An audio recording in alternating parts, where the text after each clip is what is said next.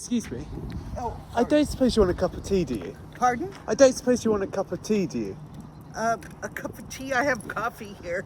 Basically, I go around London and I have cups of tea with people. Oh, okay. And a little chat. Can I drink my coffee? And You can drink your own coffee. Sorry, what's your name? Janet Burns. Janet. Janet. Well, pleasure to meet you, Janet. You better have Do you want me to hold anything? Do you want me to take your dog for you? Or your... Sure. What's her name? Ellis.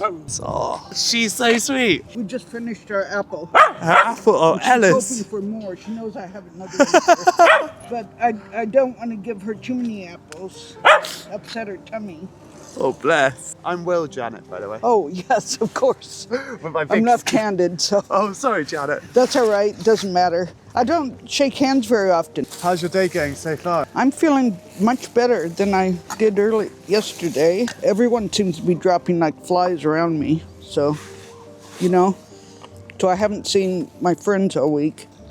And I haven't done my physio this week, so I'm all bent over. I've been doing it for over 4 years, Okay. twice a week. And so when I started, I actually had a hump on my back. Yeah. I was really bent over. Before I interrupted your day, what were you thinking about? I was thinking about I should turn my book on. I'm listening to it because my eyes don't work very well, so I always listen to audible books. What's your favourite genre of books? I like sci-fi. I like the idea of there being creatures with intelligence other than us Yeah. that want to communicate with us. When did you first remember getting into sci-fi?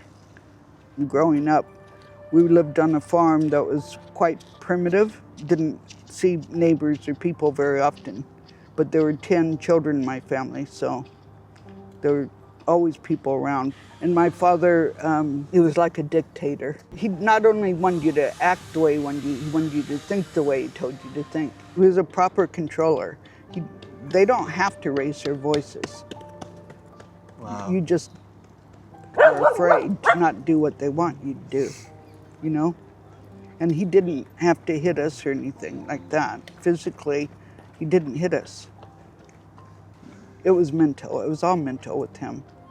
And then my mother was very manipulative. So between the two of them, they licked the platter clean. Gosh. But we had books, random books that great aunts used to give us. I only wanted to read books that had animals that were like people. I didn't want to read any books that had humans in them. My mother, she got really jealous when we bonded with each other. So she tried to do what she could to put a stop to it. She would just make you think that the other person didn't like you, give one something but not give it to the other. Make things really uneven. And my father, he didn't think much of women. The boys weren't kicked out at 15 or 16 like the older girls were. So my older sisters, by the time they were 15, they were out of the house. But by the time the younger ones, my sister and myself, got old enough, he didn't want us to leave because he needed workers. So for the jobs he had, landscape jobs he had. So these were jobs that were like along freeways or, planting ivy for miles. And he didn't want you to leave? No, because he needed workers. It's not easy to find hard workers that show up to work every day. My mother brought us out in the berry field when I was 5, and I picked like mad because that was how I earned money for my school clothes. I wouldn't have any clothes to wear if I didn't pick berries. So, really? Yeah, well, my father, who else can pay for my school clothes? No one. I think one of the nicest things my mother did was she would put a handful of berries in our boxes occasionally, just to encourage us to keep going and, but mostly she was horrible. What's amazing is I wouldn't, like our conversation just being sat here with you now, I get such a open, lovely personality from yourself. And you couldn't be more different from that. I could have been. I felt, I don't know what age I was, something like 10, 12 maybe at the oldest, but I made a conscious effort of, I felt I could be good or I could be evil, because I saw a lot of evil stuff that I'd rather not talk about. And I don't want to be like them at all. I don't want, and I could have gone down that road. I feel like a lot of it is we have a conscience that we can be good or evil. There is, and I don't believe in God, but I do believe that we can choose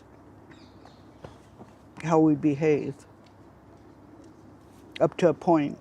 You know, I mean, there's some things that can take us by the throat and throttle us, but disease, you know, that kind of stuff. But for the most part, how we treat people is up to us. After we're all moved away from home, he started making a lot of money. And so they were well off by the time well before he died. My mother, once they had money, she got meaner. He would try to limit how mean she got to us, like in person and stuff. Overall, he was nicer when he got old, I think. And he never once said anything negative about her. As long she's the one person that he always had her back, and she never had his. It seemed. What, was she always bad-mouthing him? Yes. Well, behind his back mostly, like she always did to all of us. So, when you moved over to the UK, was your father still alive? He died year before. He died. He was at work, sitting in his truck, eating his sandwich at lunchtime. And he had his stroke. Do you remember the feeling when he died? Like, how did you feel? Well, I felt sad. Of course I did. Yeah, felt sad. We made jokes, but I think we all felt sad in our own way. Each felt different, but, you know, he was an eccentric old man. So, your mum, is she still alive? Or? No. No. I spoke with her. My son went over where she was at, and I spoke to her the night before she died, after many years of not speaking to her. And so that was lucky that he went over, so I got to say goodbye to her. So you cut ties completely with your mum for a few years? Pretty much, because she was horrible.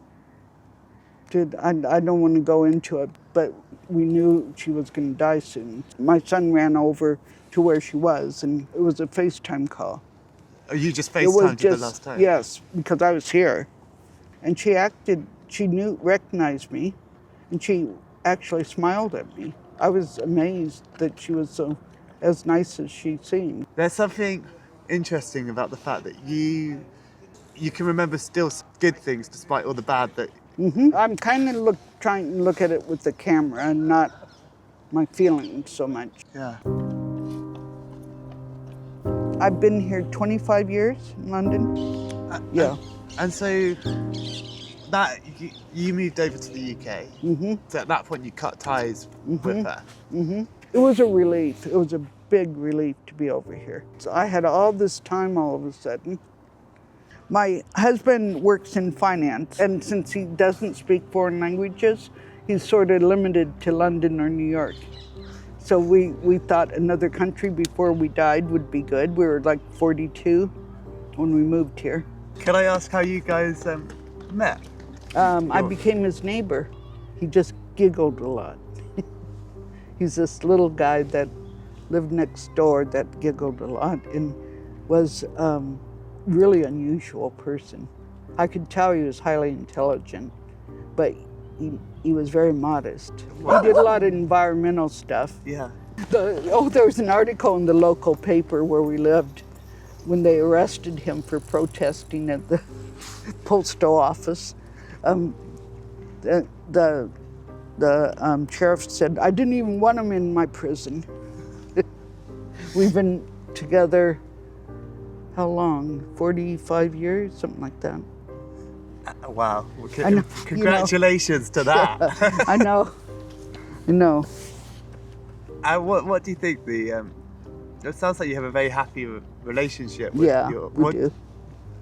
That's amazing. Yes. What do you think the tips are to a happy relationship? give and take. Yeah. Be nice to each other. Be kind. That's the hardest part. Even when you're feeling bad, there's no reason to take it out on somebody else. Who's doing their best, you know. Yeah, that's amazing. What do you do in life now that makes you happy? I'm obsessed with corgis. But she loves my husband best. He's 8 years old. 8 years old. She's had both of her back knees redone, and now she has arthritis in her hips. But the vets have this amazing shot that they give her once a month, and it's really made a difference in her arthritis. She no longer limps and such. She can walk all the way to London Fields and back. Aw, you're getting impatient, dear. It's been such a pleasure talking. I knew that I would be dark at some point, and there's other stuff I could have talked about, but there's not time for everything anyway. She's yelling at both of us now. Why are you yelling at us? Are you telling me to hurry up? See you later. She's bossy. You're bossy. Yeah, you are. Where are we going, Ellis? Which way? Okay, we're gonna go that way?